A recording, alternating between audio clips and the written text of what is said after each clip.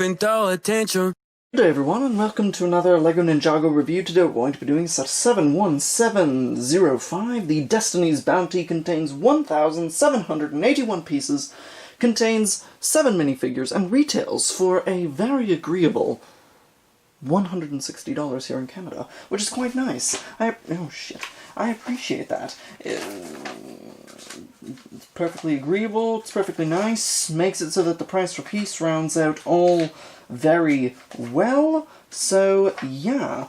Although, before I get into the minifigures, I just want to say that there's a certain little part of this model, and it's actually in the instructions. We have an error that kind of, well, in no uncertain terms, fucks the entire thing. Alright. So, look here. Let me show you. So right here, as you can see, we have got, back here, we have this Technic strut, which stretches up into here and connects to this back bit right in there. Makes it so that when you pull the wings down on the back, it makes it so that little jets come out. We'll be showing you that later. And that all connects to that. So that goes into the back right there. However, as soon as you flip the page right here and you go on to bag 2, immediately, for some reason, those struts are no longer connected to the back part right there. If you want, you can just see the transition right there between connected and downward and not connected and upward. And unfortunately, after that, the instructions presume that you're going to be having this Technic piece in that position, therefore making it so that it is impossible to build the set without having the sort of back wing parts at a slight disorientation from what the instructions seem to want you to have them at. I will be going into that later, but that is a pretty glaring error. I don't know if all of the other Destiny's Bounties instructions are like that. Maybe that was just a part of the first batch that they've released. I got this one pretty darn early, actually. The first Destiny's Bounty I can find in the entirety of Niagara region. Actually, not even Niagara region. Had to go to the Brick Shack in Grimsby to get my sweaty little hands on this one. And, so, yeah, there's that glaring error, but outside of that, I think you'll find this to be a most agreeable set. But, so, with that, without further ado, we'll get on to the minifigures.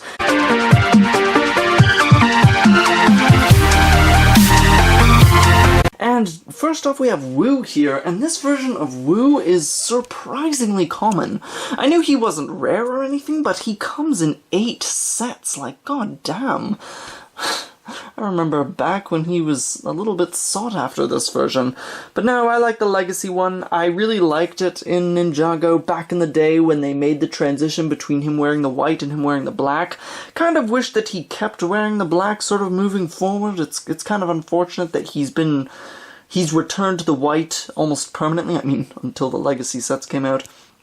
But he had more black on here than he did when he was Evil Wu, so I find that very interesting. But I like the black outfit. I like, you know, if you didn't get a good look, here's his face.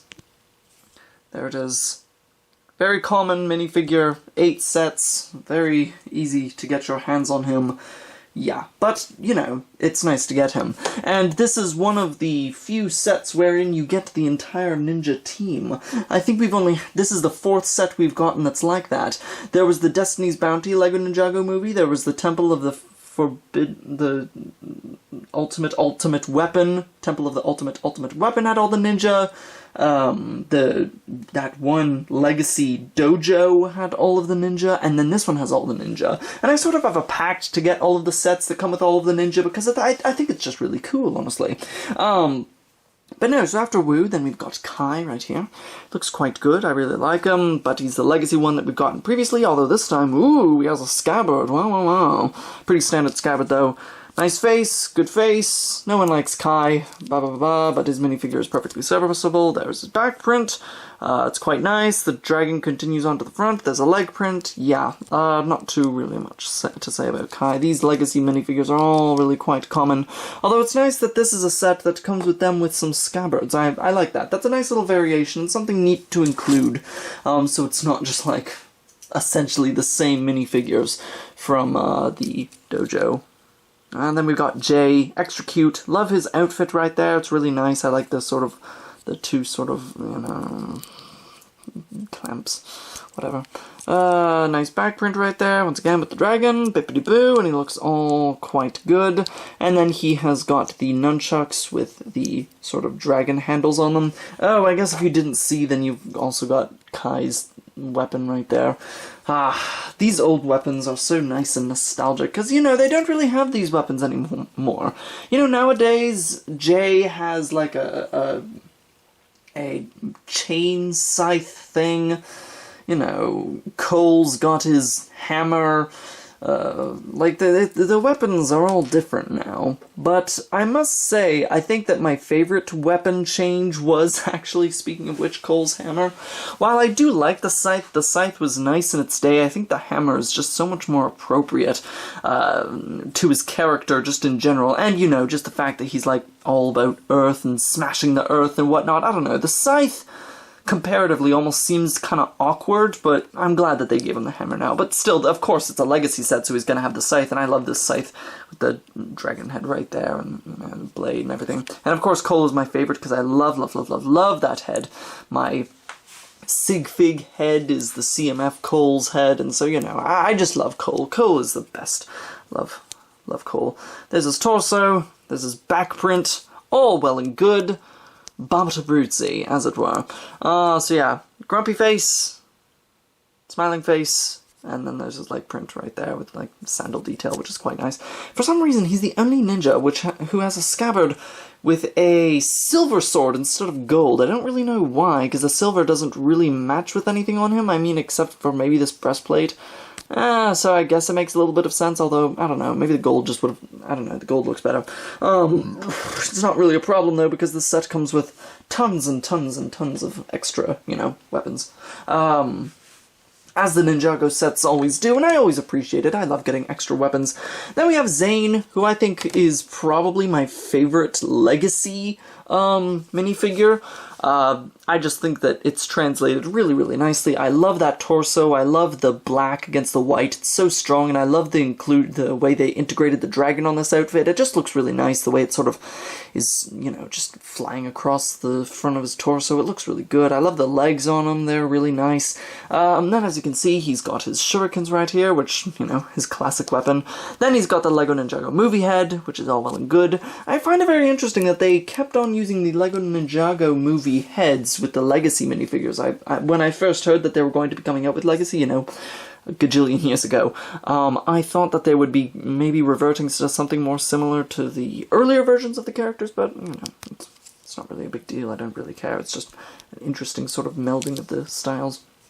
So yeah, he's quite good. Quite like him. Yeah. I also love the Legacy cowls. They're really nice. I love all the different cowls that we've gotten for the Ninja. I am a big Ninjago fan, if you can't tell. I really, really like Ninjago. I've liked Ninjago probably ever since the reboot.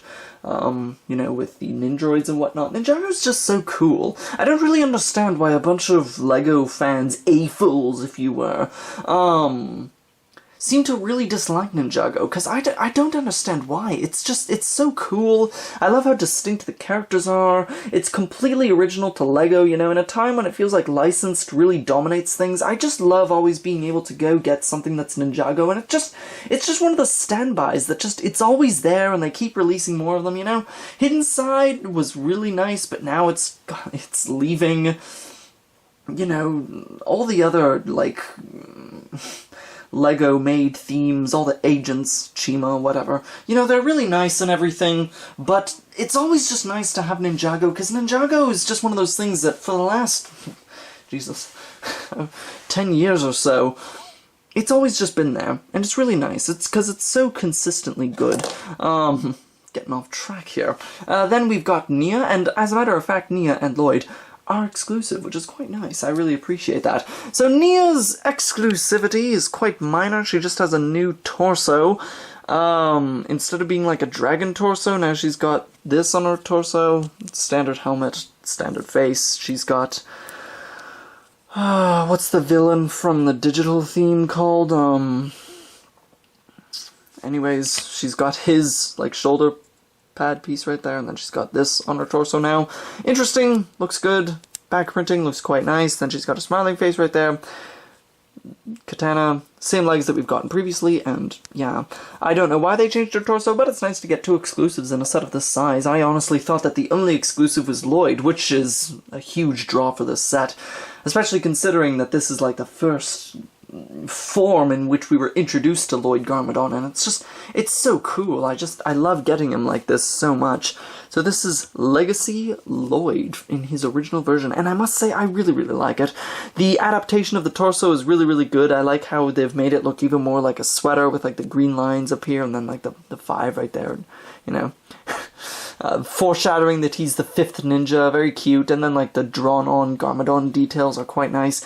His weapon is appropriately shrimpy, and I quite like it. He's got the super soft like cape right there. He's got the this sort of determined kid face, and then this like scared one for when he's inevitably captured. And then he's also got the 5 on the back right here. You know, green 5, you know, ooh, he's the 5th ninja, the green ninja, I quite like it. Yeah, he's a very good minifigure. I really like getting him in this way. This is a perfectly devious face for that little Garmadon wannabe, you know. Yeah, he's a really good minifigure. I really like what they did with him, and I think it's super cute to get his legacy form, and it's a nice update on the minifigure.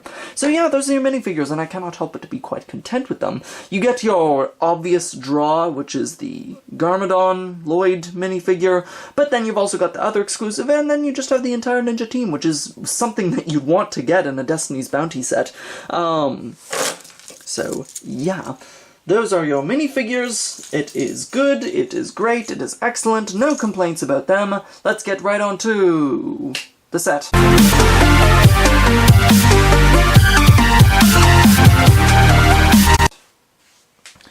So as you can see, this set is completely and totally based on the television show version of Destiny's Bounty. There's no trifling, there's no tricks, there's no like complete and total takeover of some play feature or something.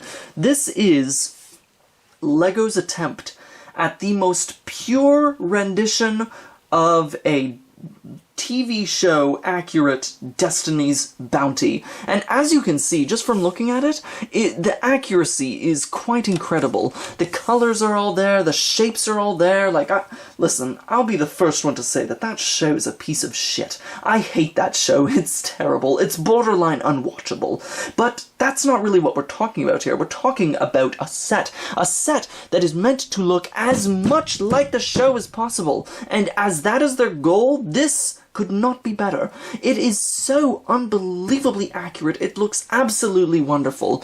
With the sails up here and the dragon head and the shapes out the back and like the building right back there and then the brown and the red and the way it all integrates. It could not be a more accurate, albeit downsized rendition of what we see in the show. Like, this isn't me praising the design from the show, because the design from the show, honestly, you know, it's not really that inspired looking of a thing. But as far as an impressive Lego model goes, this just looks so accurate. And because of that, and, you know, largely because it's such a well-made thing, it looks quite good. I never would have thought that them translating that ugly piece of shit from the show into a Lego set would look as good as this. But when it's actually constructed here in Lego, it's actually quite impressive, and it works a lot better than it does in its terrible non-Lego CGI form. Because you know that Destiny's Bounty in the show looks absolutely nothing like Lego. Nothing in the Ninjago show looks like Lego outside of the characters. But the fact that they were able to take something, that crappital digital render, and somehow not only accurately and perfectly make a set out of it, but also make a good-looking set out of a design that I would say initially is kind of bad. I think it's all very impressive, I think it's all very cool, and just right off the bat, just that in mind, I think is just excellent. Before I show you the closer details, I just want to show you, like, the larger features. Firstly, that there's the handle down here, you sort of do that, and that makes the wings flap up. Very cool, very nice, I love it, I love the symmetry on that, it looks very nice. I don't know why mine is crooked, but you know, you bring the lever down, they're down, you put it up, they're up. It's so simple, you can't help but to like it. I'll show you closer, like the chains and whatnot, and the thing that creates this very simple but very effective effect. And the nice thing is that it's not just like this, gets stuck every once in a while, go on. It's not just like this, or like this, you can have it like this, or like this, or like this. Like, the way that it's arranged, you can sort of have it however you'd like it, and I really appreciate that. I think that this one looks good, I think that sort of like this kind of out looks good. I think that there's just a lot there that you can do, and I like that it's not just 2 modes, there's a few different ways in which you can have it, which creates for sort of, you know, some nice dynamic stuff. Then, as is like the most advertised feature, you've got the wings on the back, which when you turn, the things pop out. Now, there's a problem with this. These can go like all the way down here, and these will still be out. There aren't really stoppers or anything, but I think it looks best when it's like this. You can have these all the way out, and it'll be like this. I don't think that looks particularly good, but that's how you bring out the engines. Honestly, I'd rather the engines be out when it's in like this form, so it's like in flight mode, and this is like landing mode. I don't know why the less aerodynamic design is the one with the thrusters. Wouldn't it make sense for the less aerodynamic design to be the one where it's like landed or docked or something? I don't know, it's kind of weird, isn't it? But yeah, so that's a cool feature, I guess, but I mentioned earlier that the alignment of this is slightly off because of the bungled instructions, so it's always going to be at not quite accurate angles. Like, this should be more like this, but if you have it like this, then this is going to be slightly out, and so it's kind of stuck, like, more up here. Unfortunate, but what are you going to do? In any case, then right up at the front, right, I guess, yeah, well, now we'll get into, like, the closer features of the entire thing, you know, and those are the 2 big features, very cool features, I quite like them. Honestly, my biggest problem with the features is, I mean, obviously the broken instructions, and also just the fact that this very large movement just kind of brings out these very small, like, thrusters. Like, it almost seems too grand for something that's so, like, puny, you know? I don't know. I don't trifle with these jets all too often. I keep it like that, and I leave that folded in. I personally enjoy this feature a lot better. It's just so clean and so nice and so variable. This one is just something you end up messing around with, and pardon me, it's not even worth it, because in the end, the regular, like, this part is the way it looks best. So, you know, it's just a lot of fiddling, and it's a lot of hassle, and it's a lot of technic mumbo-jumbo in there, and messed up instructions for a feature that I'm not even really crazy about. This looks good, but, you know, this... yeah, no, I'll just leave it like this, thank you very much. I get it, it's a kid's toy, and including the play features, it's just a finicky thing, kind of poorly done. Right. So, at the front right here, we have the dragon head. As you can see, the dragon head is a little smaller on here than compared to the thing in the show, but I think that this is an appropriate look, honestly. It looks wonderful. LEGO has shown continually that they're able to do dragon heads. I love the way that they've fanned these pieces out here. The teeth look great in there with the 2 sort of teeth pieces, the 1 big tooth and a row of 3. Got the little beard down there, got the little swirls which are used as golden eyes. The snout is built quite maturely, as you can see right there with some of these sort of race car pieces reused in there. Looks really good, looks really nice, and yeah. So, you know, just a really nice dragon head. They don't really bungle dragon heads. Dragon heads are something that LEGO has gotten so freaking good at that, you know, it's hard for me to be like, holy shit, it's amazing, because it's just something that they're so good at, you know? Obviously, I'm not complaining, obviously, it's really, really good, it's just, you know, doesn't blow my mind like it used to, because when they've perfected something, and their designers just know how to make a fucking dragon head. Anyways, as you can see at the front of the boat, it's quite nicely shaped down here. As you can see, we've got some very interesting sort of angles for pieces all in here, just a lot of sort of whirly gigs and various sort of snot used on the inside there to accomplish this very dynamic shape, and I really quite like it. I especially like how over here everything sort of fits in with where this jet comes out, sort of all these nice little wedges and whatnot sort of used. And as you can see down here, we've got the anchors, which, as you can see right there, have some Exoforce arms and a clamp very cleverly connected to a black hot dog piece right there, which is used to sort of create the unique angle. Up on the deck right here, just, you know, by the mast, we have got some chains on there, and as we've seen on a few ships before, you unwind this and it drops the anchors. This is about as far down as they go, and then you sort of winch it back up just like that. Very cute, very good feature, no complaints there, it all works quite nice. Not too much going on the deck right up here. As you can see, it's just sort of brown and wet sand, and not really too much to comment on there. As you can see, we have the gear system right here. Down here is the lever, which, as you can see, is directly connected to the chains, and you can just sort of do that. And as you can see, just no matter where you put it, it just stays, you know? Wherever you put it, it just stays. Which is really quite nice. As you can see, the chains sort of move up here. They thread through these Technic bits, and then they just sort of move up here into this mechanism, and they just pull it down or give it slack to make it just, you know, sort of go up, and it all just works very nicely and very seamlessly, and it's all very even if, you know, your chains don't get stuck, which they do sometimes, but it almost makes it feel more real that way, you know?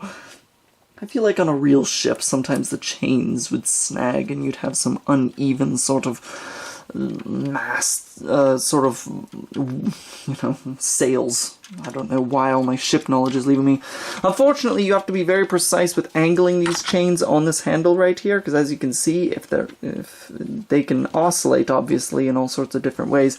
And if you oscillate one of these down here, it slightly changes the angle of the wing. So you're going to be wanting to just make sure that they're at the same angle so that everything is even. Sometimes they can oscillate out of place, but it's just a matter of putting them back. Kind of wish that there was something a little bit more secure so they wouldn't have that chance to oscillate and muck around and whatnot, but it's not really that big of a deal. I'm just going to put these right back up there. On the side of the ship, as you can see, it looks quite good. We've got the implication of like cannons in here. We've got some of these sort of rounded pieces on the bottom so you can sort of scoot it across. Nothing really new there. Nicely shaped side, as you can see right there. It's quite simple, but I would say that it's definitely effective. No use of those big, stupid ship pieces like we've gotten a lot previously. I quite like that they didn't employ those big, stupid ship pieces, and I hope they kind of move away from them permanently. I've always seen them as kind of lazy, and I like seeing it sort of very much all built up from the ground up. Like, sure, we've got two bigger ship pieces up here, but they're not the giant, like, hull pieces that we used to see all the time. Like I said, hope LEGO moves away from them permanently. Then we got the deck in here. This is the one part where the deck is removable. On this piece of deck right here, you've got a single cannon, which is quite cute. Just connects to the floor right there, and it's just a stud shooter. Kind of wish it wasn't, but you've got, like, the little candle piece, and, you know, it's cute little piece of weaponry, whatever. It's removable if you don't like it, but I faintly endearing, whatever. I'm not completely soulless. I'm capable of being charmed, damn it. Whatever. Then in here, oh, damn it, these sails. As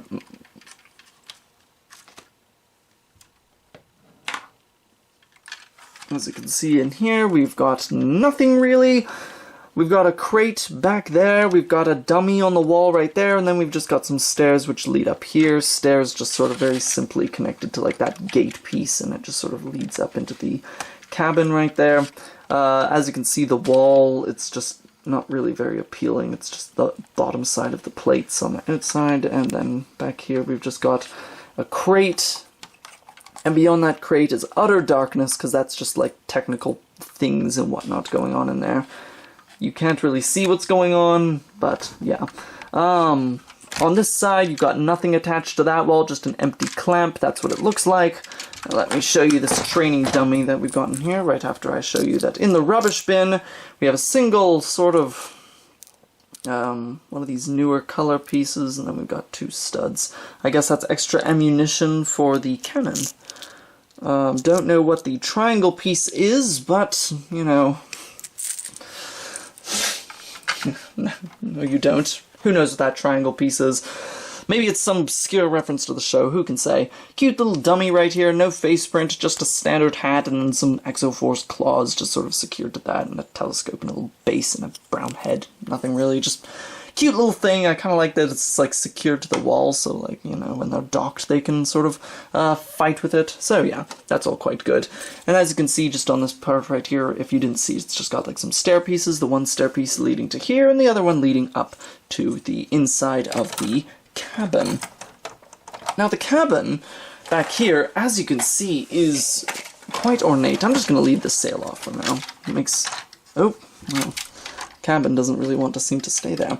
But as you can see, this is one of the best looking parts of the ship. You've just got the nice sort of wavy bits coming right up here, and it sort of waves down there, and then it's just all just crests back here, and you've got that nice big back, which just looks so good. Love this whole back bit right here. We've got the ball joint attached rudder right there, and then we've just got all this, and it looks so ornate. It just looks so good back here, and then with that right there, oh, beautiful. As you can see, we've got the wings. They're quite standard, nothing really going on right there. We've got like thrusters in here. We've got like some black bits on the front and like just Technics and such, and some gold bits back here. But it's just, you know, red and whatnot. Love the look of this little house up here, but we'll be able to see more of that later. And yeah, as you can see, these sorts of like big curved pieces are secured very dynamically to sort of give like the wavy impression. All very clever and nicely integrated. Again, the big wave piece, and then we've got like a sort of older sort of arch piece that we see right up in here, which, as you can see, just juts out ever so slightly because it's secured in a very interesting way. If you're not going to get this set, I suggest you check out the instructions. You might learn a thing or two. But yeah, just this whole back bit looks really good. I love the appearance. I love how it looks. That little cabin sitting on top is just so cute and so distinctly and lovably Japanese. So, speaking of that little cabin, I suppose... leave this off. You can actually lift this right off, and I'll show you that in just a sec. And then, as you can see in here, what we've got... oh goodness! My little stage is falling apart. And as you can see right in here, we've just got the wheel, we've got an orange sword, we've got 2 stickers on either side, and then we've got another sticker over here. Sort of like a star map thing. I don't really know what that is, but orange sword and the wheel and like a lever over there. So yeah, there's an interior inside the cabin that I just ripped off, and there's an actual interior sitting right there, so you can have someone properly, you know, steer the ship and everything. All well and good. So now you've got this. Get this out of here.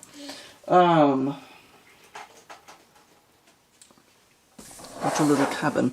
As you can see, this is really cute. Very simply built with like the nice rounded window in there, and then we've got like the poles and whatnot, sort of creating like the crisscross sort of design of the whole thing. Not really too much going on back here, largely because it's concealed on the back of the actual ship, but nice design on the side and nice design on the front with the 2 little lanterns right there. And as you can see, we got like the nice rounded window.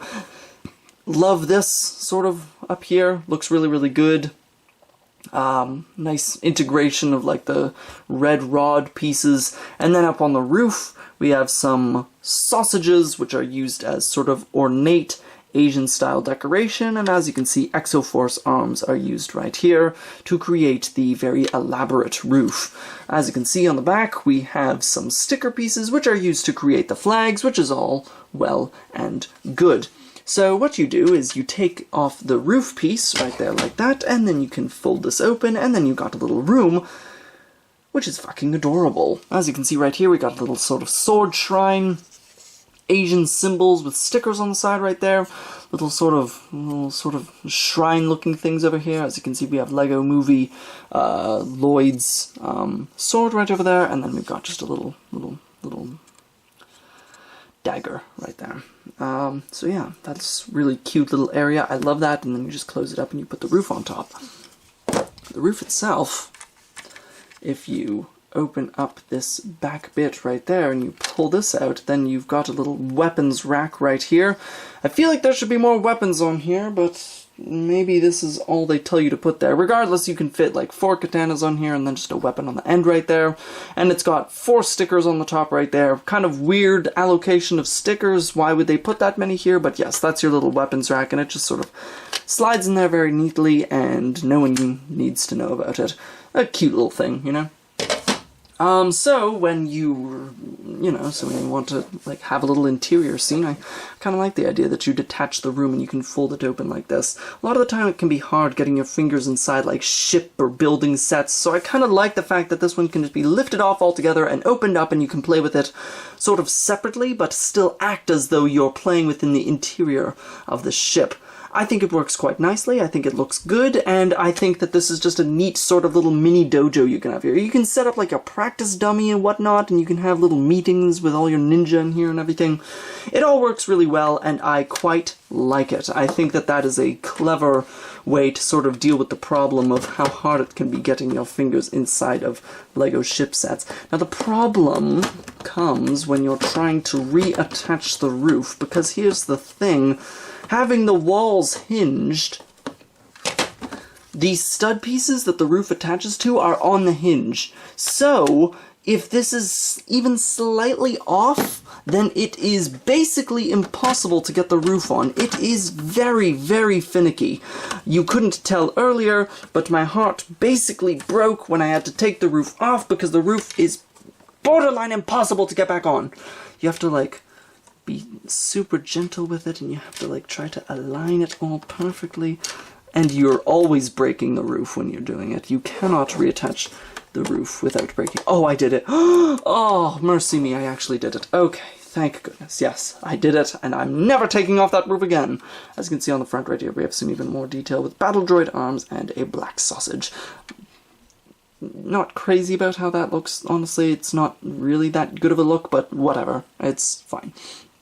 So yeah, that's your little cabin bit, and that's really your Destiny's Bounty.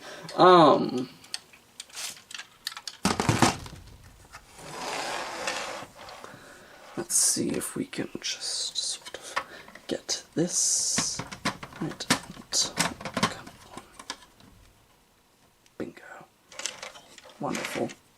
So, that is your Destiny's Bounty.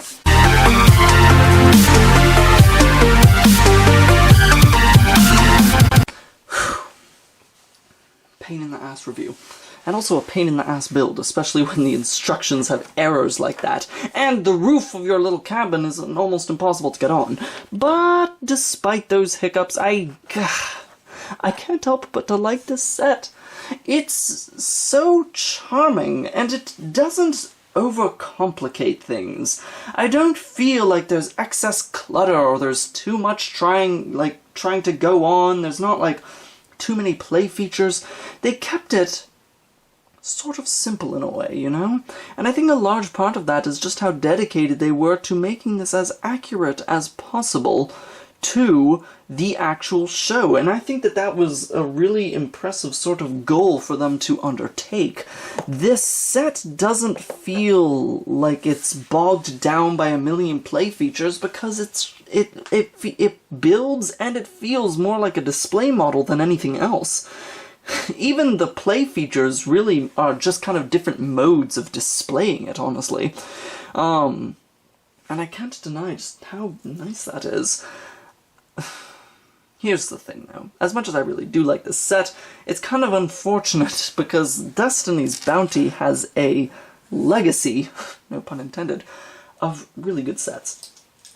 The Lego Ninjago movie, Destiny's Bounty, the final flight of the Destiny's Bounty, that ground, sort of, that land boat Destiny's Bounty from the sort of Fire Snakes series. Shoot, even Destiny's Wing is a good set, you know? And still, I think that this very well... Oh, I really can't say. What I will say is that this set deserves the name Destiny's Bounty. It's really good, it looks really nice on display, and it stands out from the other Destiny's Bounties because it does something that the others never did, that being the ultimate effort in trying as accurately as possible to recreate the thing from the early show. It is definitely a contender to be one of the best, although we all know that the best is the Lego Ninjago movie, but still this one is definitely up there with the Final Flight and the, tank version. It's really good, it plays really nicely, it displays really nicely, it's just a really nice set. It's a good effort, it's really, really, really very nice. I'm quite impressed with it, I'm quite pleased with it, I'm contented with the set, and overall just I don't really have that many complaints about it except for the ones I've already brought up. Minifigures are nice, price per piece is really nice. It's obviously really unfortunate that we've got the instructions error and just the general finickiness of, like, the wings, like, these back wings sort of turning and whatnot. It's just a sort of whole pain in the ass, that whole part, especially when you've got bungled instructions. But other than that, this is a really good set. It's a really cute set. It's well made. It works perfectly. And I recommend that anyone who's a fan of Ninjago get it. I know that the fans of the show will really like this, but even if you're not a fan of the show and you hate it like me, it's still a really good set, and it's really quite nice, and I do very much appreciate it. I think it's very much worth picking up. Go get it. It works nicely. It looks good. Go on, go get it, you know. But yeah, that's really all I've got to say about the Ninjago Legacy Destiny's Bounty. I highly recommend it. It's got its major crucial flaw. I really hope later versions of this set have fixed instructions, if they're not honestly fixed already. But with that, I'll catch you all later. Farewell, farewell. Yeah.